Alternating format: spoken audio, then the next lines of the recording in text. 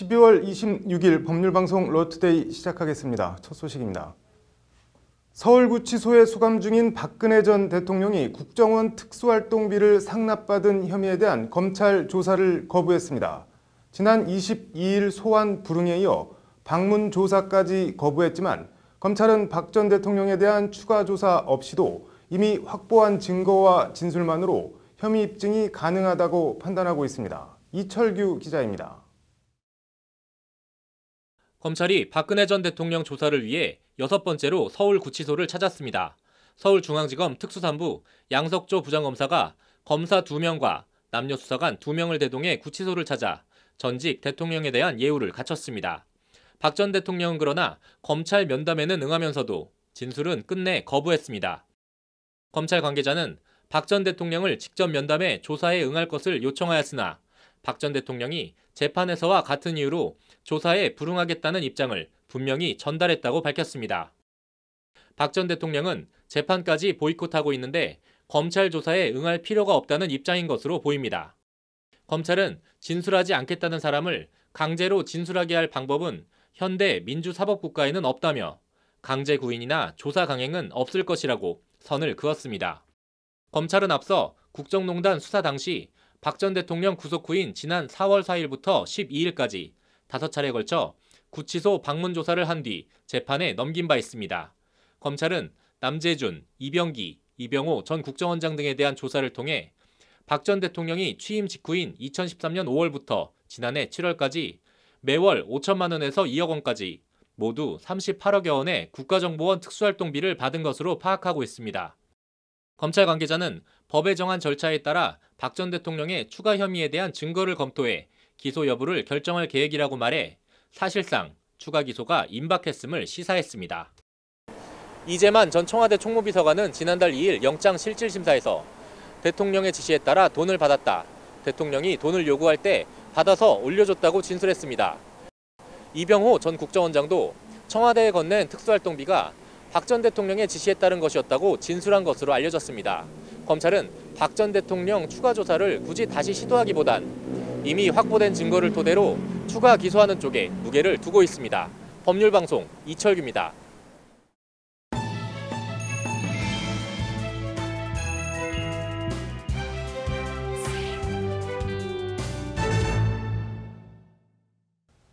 박근혜 전 대통령이 이처럼 검찰 수사를 거부하는 것은 자신에 대한 기소와 재판이 정치 탄압이라는 프레임을 씌워 재판 결과와 상관없이 지지자들을 결집하고 본인 길을 가겠다는 의도라는 게 대체적인 분석입니다. 관련해서 이번 박 전 대통령 재판에 대해 친인척들은 어떤 생각을 갖고 있는지, 박 전 대통령 여동생 근령 씨의 남편, 박 전 대통령의 제부인 신동욱 공화당 총재를 법률방송 현장기획 석대성 기자가 단독 인터뷰했습니다. 박근혜 전 대통령에 대한 추가 조사를 위해 검찰 수사팀이 서울구치소로 들어간 그 시간, 서울구치소 앞에는 박 전 대통령 지지자 수백 명이 모여 박 전 대통령 추가 조사 시도에 반발하는 시위를 벌였습니다. 이들은 박 전 대통령에 대한 수사 자체가 정치적 목적에서 시작된 정치 탄압이라고 목소리를 높였습니다. 이곳이 제 현 주거지입니다. 법조 사기입니다. 이건 허구입니다. 사기꾼들이 사기칠 때 어떻습니까? 상대방을 꼭 진짜처럼 속이죠. 오늘 시위에 본격적으로 참여하진 않았지만 박 전 대통령 제부 신동욱 공화당 총재도 구치소를 찾아 이들의 시위를 지켜봤습니다.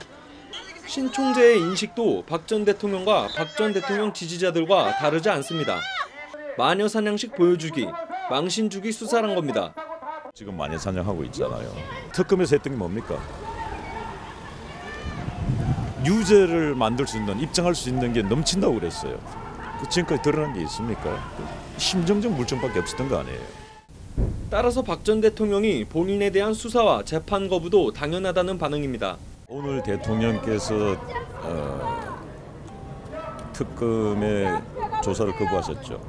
그건 너무나 우리는 다 예측했던 일이고 너무 당연한 일이라고 저는 생각하고요. 재판에 별 의미가 없다라고 생각하고 계신 것 같고, 또 검찰의 조사 역시 별로 의미가 없다. 신 총재는 그러면서 죄가 있다면 깨끗한 게 죄라며 박 전 대통령은 무죄라고 강조했습니다. 대통령께서는 정말 죄가 있다면 난 너무 깨끗한 게 죄다. 이 정권은 파헤치면 팔수록 깨끗하다는 걸 난 반증했다고 봐요. 신총재는 그러면서 이 모든 사태를 초래한 비선 실세 최순실 씨에 대한 분노와 분통을 터뜨렸습니다. 최순실 국정농단의 가장 큰 피해자는 우리 국민들이겠지만 그 한편 사적으로 돌아왔을 때는 형제분들입니다. 최순실 씨의 형량은 약하다 그렇게 봅니다. 그건 살인보다 난 더하다 봐요. 김기춘 전 비서실장과 우병우 전 민정수석 등 대통령을 제대로 보좌하지 못한 참모들에 대한 불만도 여과 없이 드러냈습니다. 나는 대통령을 제대로 못 모셨다고 보는 사람이고 또 그분들은 나는 손바닥으로 하늘을 가린다고 난 생각을 해요. 대통령을 기망했다고 봅니다. 신총재는 그러면서 최순실 태블릿 PC 등은 모두 조작된 증거라는 주장을 거듭 강조했습니다. 박근혜 전 대통령이 조사를 거부할 걸 알면서도 망신주기식 출장 조사에 나섰다는 게 신동욱 씨의 말입니다. 검찰이 박 전 대통령을 추가 기소할 경우 박 전 대통령 지지자들의 반발은 더 거세질 것으로 보입니다. 법률방송 석대성입니다.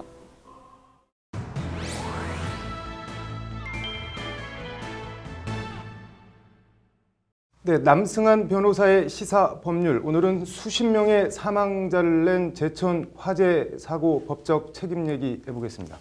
남 변호사님, 이게 기본적으로 사망자가 이렇게 많아지게 된 뭐 이유나 배경 같은 게 어떻게 되나요? 예, 지금 뭐 1층 로비에 있는 스프링클러에 알람 밸브가 닫혀 있었다. 네. 그래서 화재 당시에 스프링클러가 제대로 작동하지 않았다 이런 것이고요. 또 네.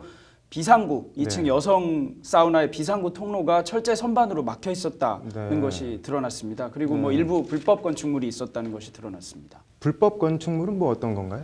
원래 이 사건 건물이 7층짜리 건물로 준공이 됐습니다. 네. 그런데 두 해에 걸쳐서 8층과 9층이 증축되었는데요. 네. 8, 9층 증축 자체는 적법한 허가를 받은 것이라고 합니다. 그런데 8층과 9층의 테라스 형태의 그 일부 건축물이 새로 생겼는데요. 네. 이 테라스와 그 위에 있는 지붕 이런 것들이 불법인 건축물로 드러났습니다. 네, 그 불법 건축물들이 뭐 피해가 커지는데 영향을 끼친 부분이 있나요? 네, 뭐 연기 등이 빠지지 않거나 네. 뭐 이렇게 하는 것에 중요한 작용을 했다는 것이고요. 또 특히 뭐 외장재 같은 것, 이건 뭐 네. 불법은 아닙니다만 외장재 때문에 화재를 더 키웠다 이런 얘기가 있습니다. 네, 지금 건물주랑 관리인한테 경찰이 구속영장을 신청했다고 하는데 혐의가 어떻게 되나요? 그러니까 업무상 과실치상, 뭐 치사 이런 것 등으로 지금 혐의를 잡고 있는 것으로 보입니다. 네. 그거 말고 소방기본법은 조금 더 무겁게 처벌합니다. 네. 그래서 어떤 뭐 폐쇄되어야 되는 안전장치 같은 것을 잠궜다거나 이럴 경우에 잠근 행위만으로도 5년 이하의 징역 또는 5천만 원 이하의 벌금에 처하도록 하고 있고요. 네. 그것 때문에 사람이 다치면 올라갑니다. 7년 이하의 징역 7천만 원 이하의 벌금. 네. 그다음에 이것 때문에 사람이 사망하면 10년 이하의 징역 또는 1억 원 이하의 벌금에 처합니다. 그러니까 업무상 과실치사상에 비해서 이 소방시설법이라고 하는 법률 위반으로 인한 형량은 상당히 높은 편에 해당합니다. 근데 소방관들이 불법 주차 차량 때문에 진입이 좀 늦어서 뭐 구조랑 화재 진압이 좀 늦어졌다는데 이런 거 그냥 밀고 들어가면은 소방관들이 물어줘야 되는 건가요? 어떻게 되는 건가요? 그러니까 원칙적으로는 불법 주정차 차량이면 이동 제거하고 그에 따른 손실을 보상하지 않아도 되는 것인데요. 네. 다만 그것이 불법 주차 차량이냐 아니냐에 관한 시비가 종종 있어 왔고 네. 그런 시비가 있는 과정에서 그 손해배상 소송 등의 대상이 주로 소방관 개인이 되는 네. 경우가 있다 보니까 소방관들이 적극적으로 대처하지 못하고 있었습니다. 그 전에도 불법 주차는 뭐 치울 수는 있었던 모양인데 실질적으로 잘 안 됐던 모양이네요. 그러니까. 네, 그러니까 기존 조항, 기존 네. 법에 있어서도 마찬가지 조항은 그대로 있었습니다. 네. 그런데 이제 아마 현실적인 문제 때문에 뭐 소송을 당할 경우에 본인이 부담해가면서 하는 이런 문제 때문에 적극적으로 대처를 못했던 것이 아닌가 생각됩니다. 지금 신설된 법에는 네. 소송 등이 제기된 경우에 소송 비용을 지원할 수 있다는 조항이 신설되어 있습니다. 아, 네. 과거에는 소방관 개인이 피고가 되니까 지원해줄 근거가 없고 소방관 개인이 자기가 비용을 내야 됩니다. 네. 근데 지금은 이제 비용을 지원해줄 수 있다는 건데요. 구체적으로 얼마를 어떻게 지원할지는 더 지켜봐야 될 일인 것 네. 같습니다. 이런 거 외국은 어떻게 돼 있나요? 외국의 경우에 뭐 요즘 뭐 인터넷 등에서 많이 보이는 네. 동영상 같은 것에서 뭐 그냥 밀고 지나가는 사례 이런 것들이 많이 보여지고 있는데요. 네. 뭐 우리나라 법의 개정 방향도 그런 외국과 비슷하게 변경되어 가고 있는 것 같습니다. 네. 근데 이런 외국의 그 뭐 차량을 치우고 이러는 사례 말고도 최근에 영국에서 그 그ren펠 타워 같은 곳에 큰 네. 화재가 있었던 일이 있는데 중과실치사 우리 법으로 해석하면 중과실치사 같은 것을 의유를 하려고 고려하고 있다고 하는데 네. 지금 상당한 시간이 흘렀는데 여전히 고려하고 있다고 합니다. 처벌 대상도 심지어 그 자치구의 고위 공무원 그리고 네. 그 임대를 관리하는 관리위원회의 고위위원 등을 대상으로 하고 있습니다. 아무튼 제천 화재 사태 수습이 잘 마무리되기를 바라고 말씀하신 대로 좀 뭔가 제도적으로 더 정비할 게 있으면 잘 됐으면 좋겠네요. 잘 들었습니다.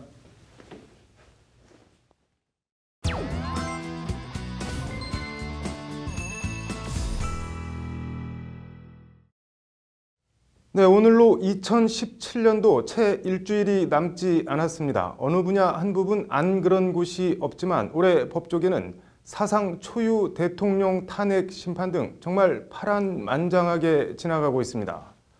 법률방송이 2017년 대한민국 법조계 10대 뉴스를 꼽아봤습니다.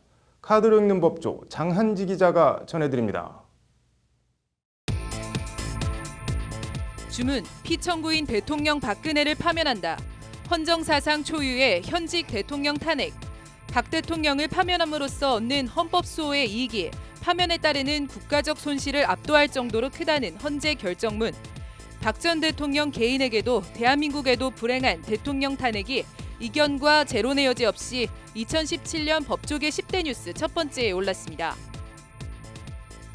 법조계 10대 뉴스 두 번째는 헌정사상 첫 대통령 탄핵을 야기한 비선실세 최순실 국정농단 재판이 꼽혔습니다. 수백억 뇌물 혐의 공동정범으로 묶인 박 전 대통령과 최순실 씨에 대해 1심 법원이 어떤 판단을 내릴지 주목됩니다. 2017년 법조계 10대 뉴스 세 번째는 세기의 재판이 될 거라던 이재용 삼성전자 부회장에 대한 1심 선고입니다. 박영수 특검은 이 사건 본질은 정치 권력과 자본 권력의 부도덕한 밀착이다라고 이 부회장을 질타했고 1심 법원은 뇌물 등을 유죄로 판단, 이 부회장에 대해 징역 5년을 선고했습니다.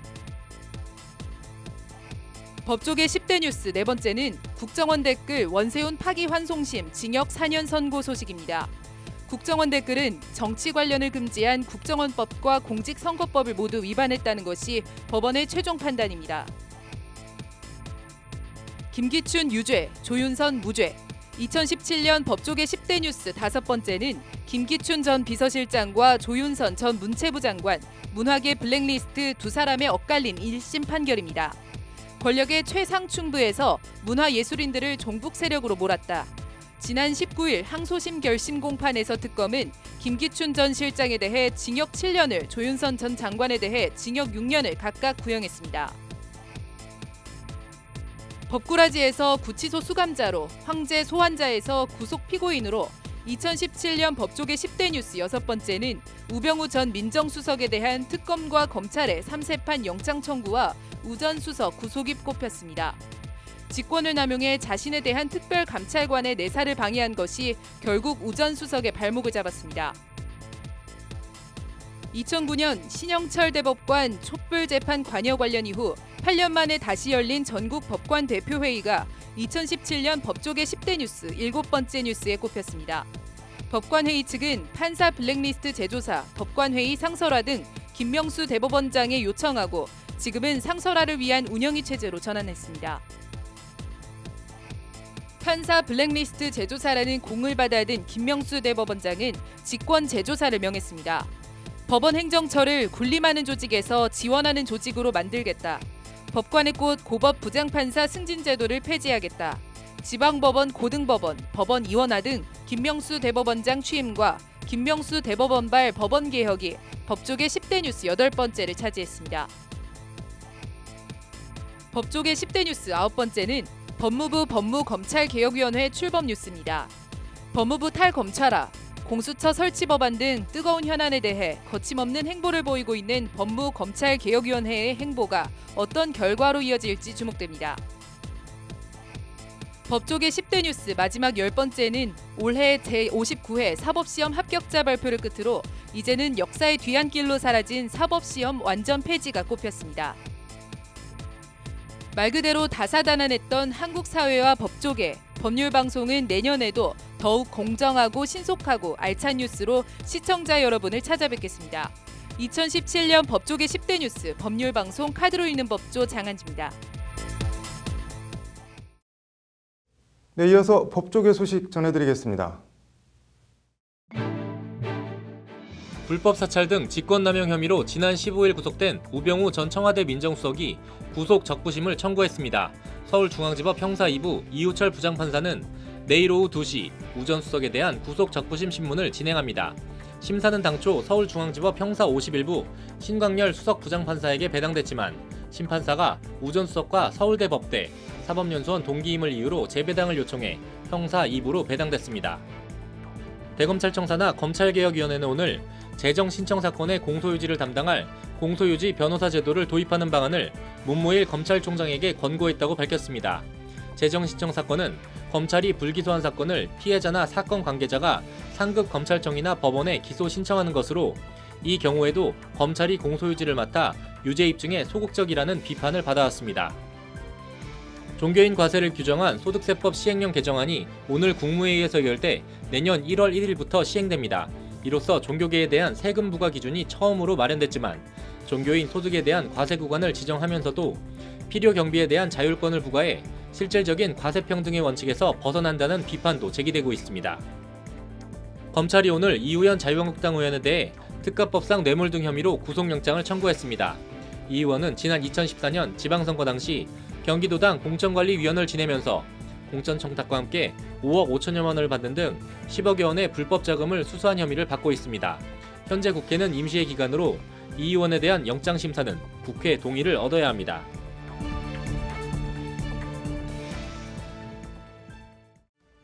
(12월 26일) 법률방송 로투데이 마치겠습니다. 시청해주셔서 감사합니다.